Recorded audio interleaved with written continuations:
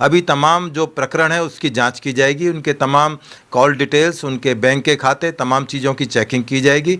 किस तरह से गुलाम हैदर के साथ उनकी पाकिस्तान में शादी हुई और किस तरह से इंडिया आई, सीमा द्वारा या सचिन द्वारा या इसके पर्दे के पीछे कुछ और लोग हों, तो उनके तमाम की इन्वेस्टिगेशन यूपी पुलिस कर रही है। उनके खिलाफ फॉरेनर्स एक्ट में एक मुकदमा दर्ज है जिसमें कि वो अदालत से बेल पर हैं, क्योंकि उनके पति जो है गुलाम हैदर दुबई के अंदर रहते हैं और दुबई में क्या काम करते हैं और किस तरह से उसको यहाँ पर भेजा गया।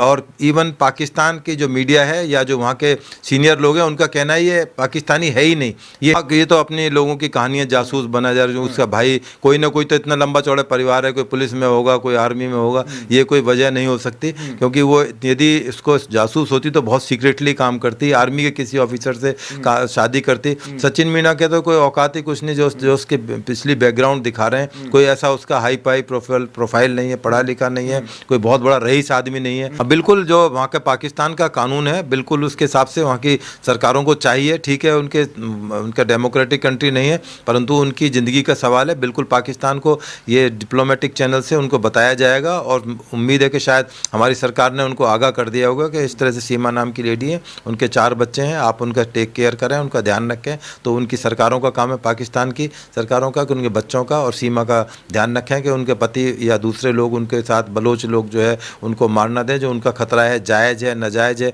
ये तो वहाँ की सरकारों का काम है। हिंदुस्तान की सरकार का काम है कानूनी एक्शन लेना, वो एक्शन लेंगे।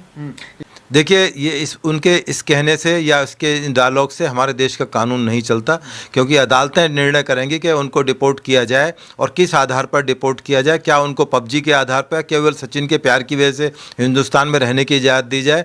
पाकिस्तान में जिस तरह के हालात हिंदुओं के ऊपर वहाँ अत्याचार हुए हैं, इसीलिए हिंदुस्तान में CA NRC का जो लागू किया गया था, जिसको लेकर हिंदुस्तान के तमाम मुसलमानों में हंगामा बरपा दिया कि हम तमाम मुसलमानों को निकाल दिया जाएगा। एक भी मुसलमान आज तक CA NRC के तहत विदेश नहीं भेजा गया, ना उनको निकाला गया। इस तरह के लोगों को रोकने के लिए कि जो अननेसरी हिंदुस्तान में आकर प्रॉब्लम क्रिएट करते हैं। पहले हिंदुस्तान ने तिब्बत को झेला, आपको याद है मजनू टीला पे हज़ारों की तादाद में, लाखों की तादाद में तिब्बती आकर परमानेंटली बस गए हैं। उनके पास बड़े बड़े होटल्स हैं, बड़ी बड़ी कोठियाँ हैं, बड़ी बड़ी कारों में रहते हैं। अब वो यहाँ से नहीं जाएंगे। इसी तरह 71 की बार हुई तो बांग्लादेश के साथ चूंकि हमारी सिंपैथी थी, हमने उनकी तरफ हाथ बढ़ाया था, तो बांग्लादेशी लाखों की तादाद में, करोड़ों की तादाद में दिल्ली और पूरे हिंदुस्तान में बस गए, जो कि हिंदुस्तान के लिए एक बहुत बड़ी सिरदर्दी है। तो हिंदुस्तान कभी नहीं चाहेगा कि इस तरह से लोग प्यार मोहब्बत में आकर हिंदुस्तान में बसने लगें, क्योंकि वहाँ के हालात अच्छे नहीं हैं। यदि आप कोई जासूस नहीं है, जासूस करने का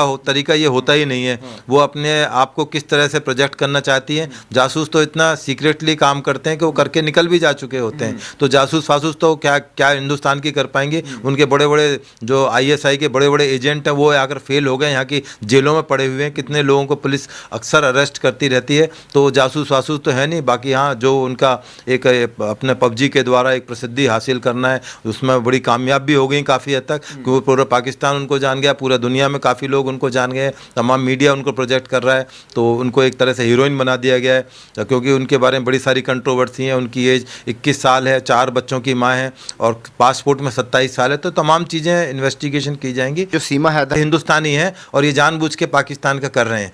आपको याद होगा जब बॉम्बे में अटैक हुआ था, ताज अटैक हुआ था, तब उसमें कसाब नाम का अपराधी पकड़ा गया था। उसके तमाम डोजियर हिंदुस्तान की इंटेलिजेंस एजेंसीज ने पाकिस्तान को भेजे थे। पाकिस्तान ने साफ मना कर दिया था कि हमारा नागरिक नहीं है, जबकि तमाम सोशल मीडिया में उसका गांव, घर, उसके पति, परिवार, सब कुछ, उसके माता पिता के इंटरव्यू तक हिंदुस्तान की पुलिस ने और तमाम मीडिया ने दिखाए थे।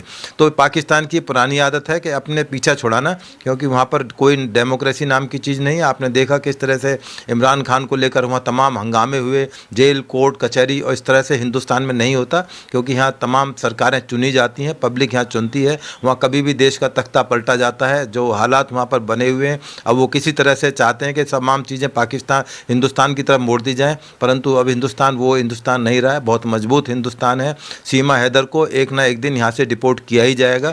आज दरवाजे हिंदुस्तान खोल दे तो लाखों की तादाद में ऐसे मुसलमान हैं जो हिंदुस्तान में दौड़कर आने के लिए तैयार हैं, क्योंकि जो प्रगति हिंदुस्तान ने करी है, जो रोड इंफ्रास्ट्रक्चर, जो फैसिलिटीज़ यहाँ पर हैं, पाकिस्तान में कभी सोच भी नहीं सकते। तो इसलिए ये जल्दबाजी होगा कि वो प्यार की वजह से उनको मार दिया जाएगा। ये उनके अपना कंट्री का एक मसला है, क्या उनको मारा जाएगा, छोड़ा जाएगा, या उनके पति उनको तलाक देंगे या रखेंगे, उनका एक व्यक्तिगत मामला है। परंतु हम कानून के मानने वाले हैं, हमारा देश अदालतों से और कानून से चलता है। कानून में जो प्रक्रिया है उसका पूरा अपनाया जाएगा। और वैसे भी वो योगी जी उत्तर प्रदेश का एक बहुत बड़ा स्ट्रॉन्ग एक मैसेज पूरे हिंदुस्तान में देने की कोशिश की है। तो वहाँ योगी की पुलिस है, वो तमाम इन्वेस्टिगेशन करेगी, अदालतों को बताएगी, और यदि डिपोर्ट करने की ज़रूरत हुई तो ज़रूर डिपोर्ट किया जाएगा। देखिए, ये प्यार मोहब्बत से ना देश चलता, न हमारे सिस्टम चलते हैं। मैंने गदर पिक्चर का बार बार नाम इसलिए ले रहा हूँ, ये गदर पिक्चर की शूटिंग नहीं है, ये कानून की प्रक्रिया है। कानून के हिसाब से देश चलेगा। हमारा यहाँ पाकिस्तान जैसा गदर नहीं है,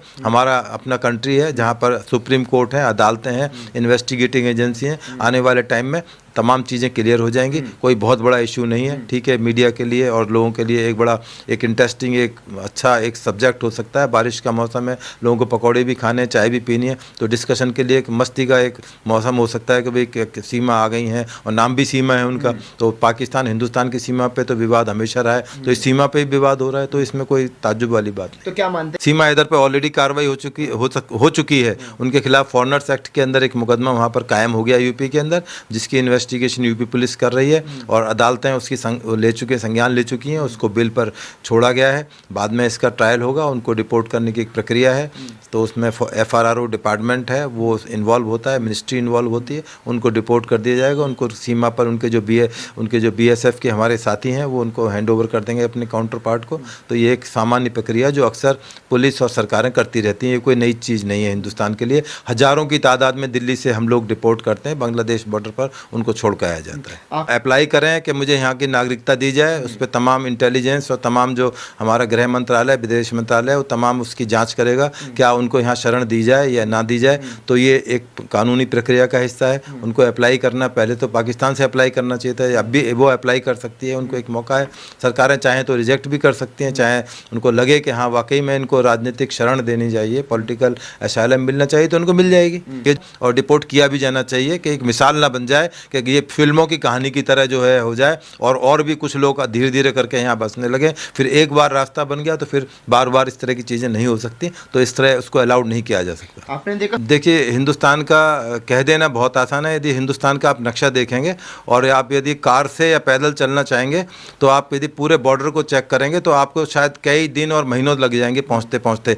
तो वहाँ पर हर जगह पर ना तो पुलिस तैनात हो सकती है, ना कोई कैमरे लगाए जा सकते हैं। बहुत सारे कंट्रीज हैं, केवल इंडिया नहीं, पूरे वर्ल्ड में ऐसे कंट्री, अमेरिका जैसे कंट्री के अंदर मैक्सिको से लोग जंप लगा के चले आते हैं। तो कोई नई चीज़ नहीं है कि यहाँ पर हिंदुस्तान में हो रहा है दूसरी जगह नहीं हो सकता। तो ये बिल्कुल एक ऐसा सवाल है जो बिल्कुल सपने और हकीकत से अलग है, और इसीलिए बहुत सारे लोग आते रहते हैं, जाते रहते हैं। बांग्लादेश, यदि आप त्रिपुरा जाने का मौका लगे तो वहाँ आप टमाटर खरीदने के लिए, चूँकि महंगे, वहाँ पर बांग्लादेश से खरीद के हिंदुस्तान में आ सकते हैं, बिल्कुल ईजी है। तो इसलिए इलीगल जो माइग्रेंट्स का मसला है वो कानून की जद के अंदर है, कानून अपना एक्शन ले रहा है। तो सर क्या भावना से देश नहीं चलते ना कि वहाँ पर ह्यूमन राइट्स नहीं है तो यहाँ पूरा दुनिया के लोग यहाँ आकर बसने लगे, क्योंकि वहाँ पर ह्यूमन राइट्स नहीं है। अब यूक्रेन के अंदर, रशिया के अंदर बाढ़ चल रहा है, पूरे यूक्रेन के हम इंडिया में आकर बसें क्योंकि हमारे ह्यूमन राइट नहीं, रशिया हम पर अटैक कर रहा है, मारे जा रहे हैं। तो इस तरह से कानून नहीं चलता, कानून प्रक्रिया के तहत चलता है और प्रक्रिया अपना रहे हैं। सचिन के परिवार के कहने से या और लोगों के कहने से नहीं चलता। या तो कानून को बदला जाए, पार्लियामेंट में जब भी कोई कानून रखा जाए कि कोई इस तरह से कोई महिला आ जाए तो हिंदुस्तान का नागरिक उसको बना दिया जाए। तो नागरिकता देने की एक तरीका है, प्रक्रिया है। उस प्रक्रिया में जब तक कानून में बदलाव नहीं होंगे, पार्लियामेंट बदलेगी नहीं, तब तक इसमें कुछ नहीं किया जा सकता। जो पिक्चर आई थी गदर, ये गदर पिक्चर का सीन नहीं है, कोई फिल्माया नहीं जा रहा है, परंतु इसको जिस तरह से फिल्माने की कोशिश की जा रही है सीमा द्वारा या सचिन द्वारा या इसके पर्दे के पीछे कुछ और लोग हों, तो उनके तमाम की इन्वेस्टिगेशन यूपी पुलिस कर रही है। उनके खिलाफ फॉरेनर्स एक्ट में एक मुकदमा दर्ज है जिसमें कि वो अदालत से बेल पर हैं। अभी तमाम जो प्रकरण है उसकी जांच की जाएगी, उनके तमाम कॉल डिटेल्स, उनके बैंक के खाते, तमाम चीज़ों की चेकिंग की जाएगी।